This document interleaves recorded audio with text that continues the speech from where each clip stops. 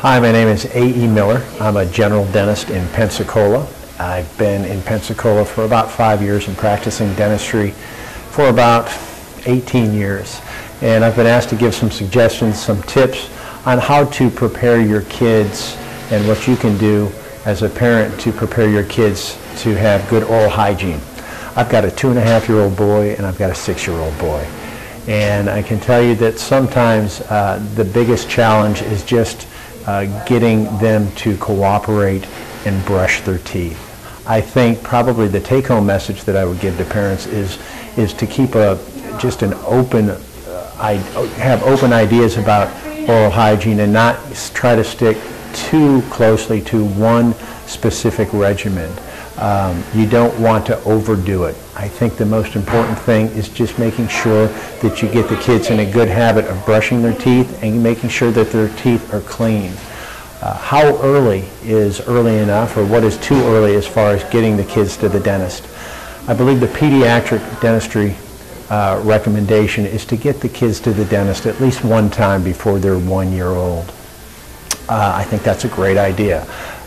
If you notice some developmental problems, particularly a cleft palate, an open palate, if you look in your son or your daughter's mouth and realize that something just looks a little off, maybe there's some excessive bleeding, maybe you notice that the teeth are not starting to erupt, you can contact a pediatric dentist anytime.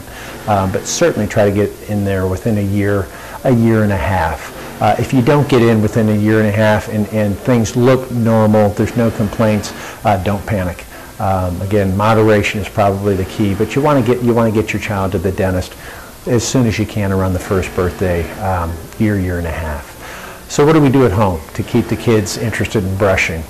With boys, if you've got boys, you know that a competition is always a good thing. So we try again not to overdo it, but my goodness, who can get their teeth brushed first and brushed correctly? So we use that almost daily, and that seems to get both of them at the sink in their bathroom that they share. And the toothbrush out, and you know, Daddy, are we ready? And then ready, set, go. Now you want to be careful not to have them go so fast that they create smoke from the toothbrush and that they're done in 10 seconds. You don't want that. So you have to be there to coach a little. But it gets them excited. I think getting kids interested in having good teeth and excited about it is going to be half the battle.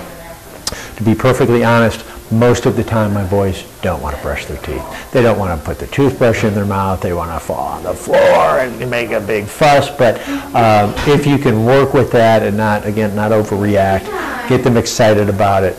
We also have ACT mouth rinse. You can get different types of mouth rinse that have fluoride in them, which is something that they look forward to rinsing with and swishing around and spitting out. So we say, all right, you guys get to use the rinse, but you first have to brush. How long do you brush? You know, I think there are probably rules out there that I've heard 2 to 3 minutes. I think that's too long. I don't think you're going to get your 2.5-year-old to brush for 3 minutes.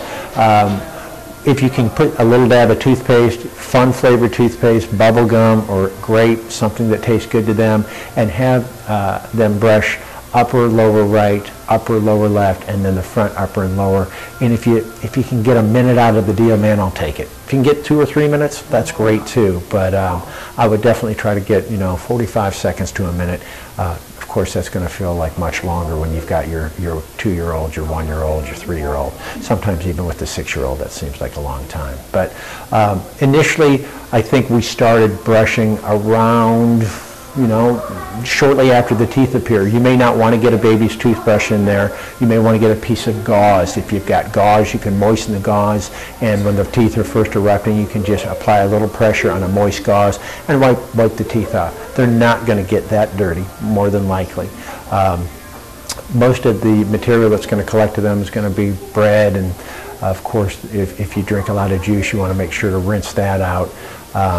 But for the most part, the buildup doesn't typically start until they get into their, I think their 2nd, 3rd grade. We do have occasionally a small child that builds up tartar, but it's very rare. You right now are developing good habits, and the good habit is to get the kid in the mindset of having fresh smelling breath, the reasons that they want to have fresh breath, and of course the mechanics behind learning how to use a toothbrush.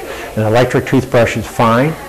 You just want to make sure the batteries are working. One of the challenges can be thinking that the electric toothbrush is always going to do the job, but forgetting that the batteries can wear out. And if that's the case, if you're not keeping track of it, then they're not really brushing. They're just putting something in the mouth that's not giving the full rotation. So battery toothbrushes are great, but you want to make sure they're charged. We use that, and we also use a hand toothbrush. It's really not supposed to be complicated. Other things to keep in mind. As far as oral hygiene goes, I think the other important element is diet and nutrition. We don't want to put our kids to bed with juice. I know that there are nights, especially in the first year, where our sons were just having a hard time going to sleep. Water. Give them water. That's not to say once in a while we would give them a milk or give them a juice. You know, again, be realistic and use moderation, but on a regular basis, absolutely, I think it's a bad idea to get in the habit of giving milk or juice to go to bed with. They will suck on that throughout the night. That will create acids, form plaques and acids that will eat through the child's teeth, and several times we've seen children with newly developed teeth that have what we call baby bottle caries or rotten gum caries. Fruit caries rather, right by the gum line, and it's sad, and it's really a matter of using a bottle to babysit or having juice and milk when they're asleep. Don't do that. Milk, juice, daytime. I would brush before we go to bed. We brush in the morning when we get up, and I don't think you need to do any more than that. 3 times a day I think would be unrealistic. Until maybe 9, maybe 10, I would ask the pediatric dentist about that. I like sweets. How do you like that? I like sweets. I've got a sweet tooth. My kids have sweet teeth, and I'm okay with that. But it's important that, of course, you monitor the amount of sweets that go in. Every parent's going to have a different opinion of that, and I wouldn't try to recommend what your safety zone is. But it's not a bad thing to allow the kids to enjoy something that's fun every once in a while. But having said that, it's important that you do brush afterwards. Things like juices, fruit juices, sodas, if you do any sodas, you just want to make sure that you definitely brush as soon as you're done with those, because those are loaded with sugar, and those will sit in the gum tissues, in the sulcus area of the gum tissue, and those are what do produce quite a bit of plaque that turns into acid that can eat through the teeth.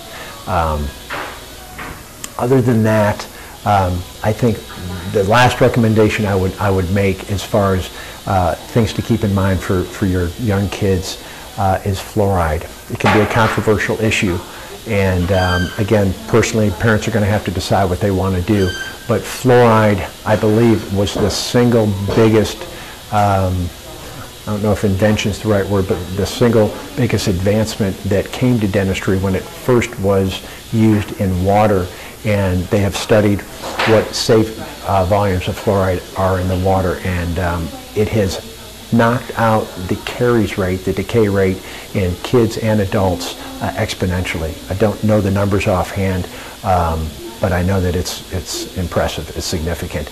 It's again a comfort zone for parents. You've got to be comfortable with it. So research it, but if you do research it fully. A little information about what it could cause or what it does cause without knowing the whole picture is probably not helpful. It prevents tooth decay by hardening the teeth, and that's a good thing.